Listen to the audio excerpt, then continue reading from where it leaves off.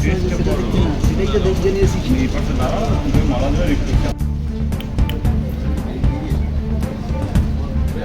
আমার বক্তৃতায় যা আমি বলে দিয়েছি তার আমাকে দিয়ে পুনরাবৃত্তি করাবেন না, শীঘ্রই এই বিষয়ে আমরা জানি কিন্তু এটা হবে।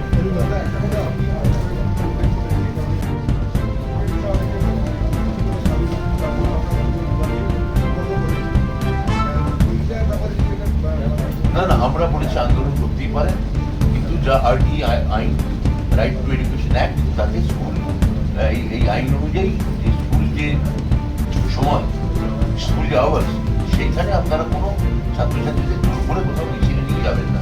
ছাত্র স্কুল হয়ে গেলে বা স্কুলের আগে করতেই পারেন আন্দোলন, সেখানে কোনো অসুবিধা নেই। না না, আইনটা তো হচ্ছে স্কুল আওয়ার্সে নাম করা, আইনটা তো মানতে উদয়ন বন্দ্যোপাধ্যায় ছিলেন আমাদের, মিস করেছে আমাদের সিলেবাস কমিটির চেয়ারম্যান।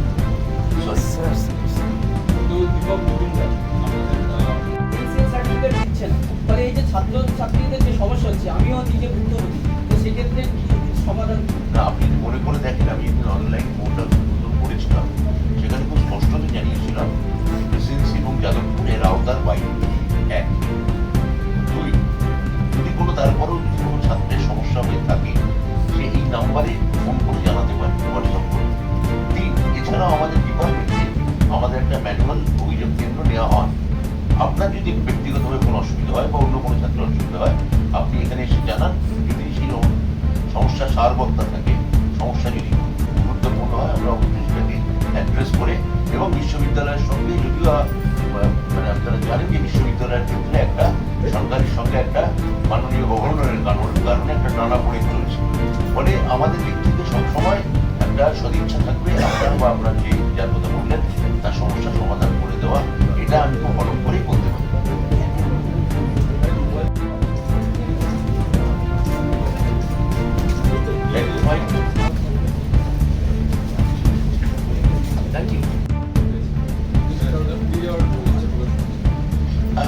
কেউ তার গণতান্ত্রিক অধিকার আছে ফিরিয়ে দেওয়ার, আমাদেরও তাকে দেওয়ার অধিকার আছে, তিনি চাইতে পারেন। সনাতন দিন্দা চারুকলা পর্ষদের দীর্ঘদিনের কার্যকারী সদস্য ছিলেন।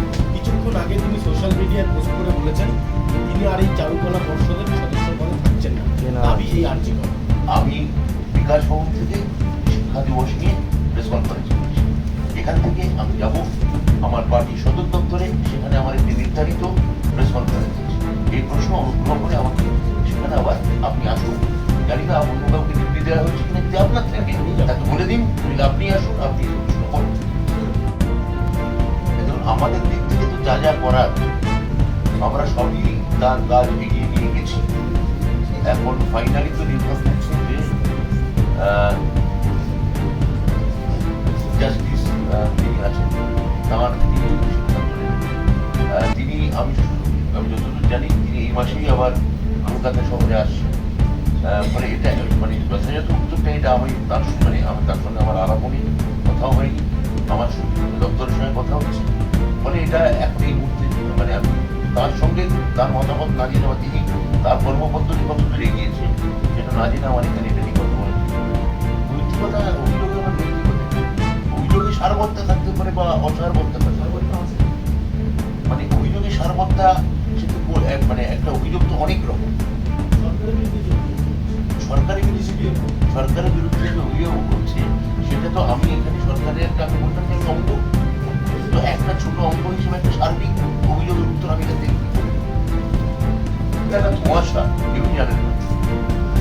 তিনি টেকনিক্যালি ছাত্র পরিষদ বা অধ্যাপক সংগঠনে যাদের কথা বললেন তাদের বক্তব্য ছিল তিনি অবসর গ্রহণ করে গেছেন, উত্তর বেরিয়ে। তখন উনি বলছেন উনি আছেন এবং সেখানে গভর্নর নিশ্চয়ই তাদের সাপোর্ট দিচ্ছে। মানে এটা একটা আমি বলবো যে একটা গ্রে জোন, একটা গধুরি অংশে তিনি আছেন, টয়লেট জোনে আছেন বলে আমি বলতে পারবো না।